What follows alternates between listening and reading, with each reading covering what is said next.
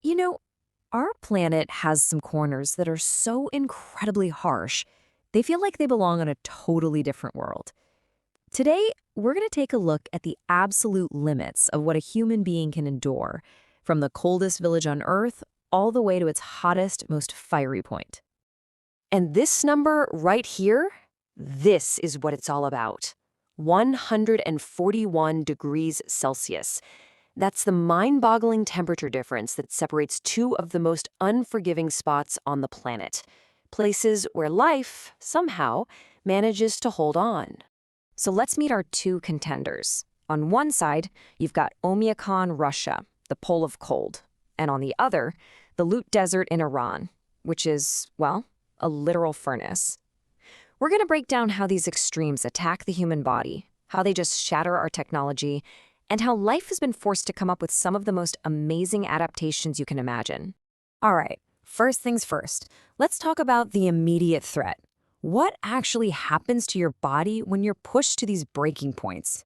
Because it's a battle that happens right down at the cellular level. Just try to imagine this. In Oymyakon, at minus 71 degrees, the air itself feels like an attack. When you breathe out, the warmth and moisture from your lungs freezes instantly, creating tiny ice crystals that fall to the ground with a rustling sound. Your own breath turns to ice before your eyes. And the opposite is just as violent. In the Lut Desert, you don't open a window for a nice breeze. You open it and get blasted by what feels like a giant hairdryer. The air is so hot, it feels like it's literally squeezing your throat, making it a struggle just to breathe. In the cold, the danger is incredibly fast and sneaky. Frostbite isn't just about feeling cold. It's about the water inside your own cells freezing solid and bursting them from the inside out. A visitor there noticed his nose had turned completely white and numb after only 15 minutes. That was the beginning of his tissue literally dying. So you see, it's like two sides of the same deadly coin. Both extremes are trying to cause a total system shutdown, just in opposite ways. The cold shrinks your blood vessels, starving your body of life-giving warmth and oxygen. The heat, on the other hand, just completely overwhelms your ability to cool down, sending your heart racing as it struggles with dehydration and stress. And it's not just our bodies that can't handle it. All the modern technology we depend on every single day, it becomes shockingly fragile, even useless, when you push it to these limits. I mean, look at this. It's stuff we all recognize. Your phone? In the cold, the battery just gives up instantly. In the heat, it overheats and shuts itself off. In Oymyakon, car tires freeze so solid, they're like rocks. In the Lut Desert, the air inside them expands so much they risk exploding. And get this, people have literally had the soles of their shoes melt right off while walking on the scorching hot ground. Just think about the sheer effort involved here. You can't just run out and start your car. If you make the mistake of leaving it outside for a few hours, the engine, the oil, the fuel, it all freezes into a solid block of metal. It takes a powerful jet heater up to 4 hours of work just to bring that vehicle back to life. And in the desert, it's the complete opposite. To keep crucial gear like cameras and phones from constantly overheating and dying, people have to carry them around in portable refrigerators. It's wild. Our technology can only function if it's shielded from the environment, not actually working in it.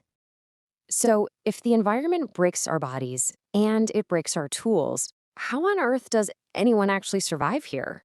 Well, this is where we get to see some absolutely incredible human creativity and adaptation. Building a home in Oymyakon is a stunning feat of engineering. This isn't just a house, it's a survival pod designed to maintain a 100-degree temperature difference from the outside. You can't dig into the permanently frozen ground, so they build on a wooden base. The walls have 7 different layers of insulation, the windows are triple-pane glass, and even the entryways are unheated to act as a buffer zone. Now, in the desert, survival is a different kind of engineering. It's much more personal and practical. A simple wet scarf wrapped around your head becomes your personal air conditioner. Knowing to let the air out of your tires is the only way you can drive on the sand. And you absolutely must have a backup team tracking your GPS, because if you get into trouble out there, there's nobody around for hundreds of miles. And of course, it's not just the people. The local Yakutian horses are just biological marvels. They can survive -70 degrees outside. Their stocky bodies and thick fur are perfect insulators. And even in the Lut Desert, a place whose name literally means scorched land, scientists have found a whole ecosystem of insects and foxes. It just goes to show you, life is way tougher than we think. Even what you eat becomes a critical adaptation. You can't grow any crops in frozen ground, so where do you get your vitamins? Well, the people of Oymyakon get everything they need from the land: raw, frozen horse and fish meat. It's a perfect example of using the extreme cold to your advantage, preserving the very nutrients you need to survive it. And what about the one resource all life depends on? Water.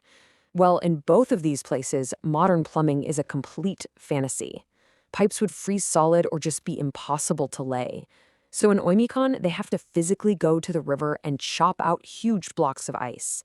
In the Lut Desert, every last drop has to be carried in. It's a daily, back-breaking struggle for the most basic thing. So when you look at all these challenges and all these incredible solutions, what's the real lesson we can learn from living life at the absolute edge of what's possible? I think this quote from Ivan, a hunter in Oymyakon, just says it all. There is zero room for error. He tells this heartbreaking story of his own father who fell through the ice while hunting. Knowing he was going to freeze to death slowly and painfully, he chose a quicker death instead. Nature in these places isn't a beautiful landscape painting. It's a raw, unforgiving force. And this really is the core of it all. The people who thrive in these places don't try to fight the cold or beat the heat. They know they can't. Instead, they operate with a deep sense of humility. They've spent generations learning the rules of their environment and have built their entire lives around surviving within those strict boundaries. This last quote just perfectly wraps up that whole philosophy. Survival here isn't a battle, it's a kind of partnership. It's all about respecting the immense, overwhelming power of the natural world and figuring out how to find your small, safe place within it. It's a powerful lesson in coexistence. And that leaves us with a pretty big question to think about. We spend so much time celebrating our technology, our ability to control and shape the world around us. But when you look at the people who are actually surviving Earth's most violent extremes, it makes you wonder if our greatest strength isn't our power, but our incredible and often overlooked ability to adapt.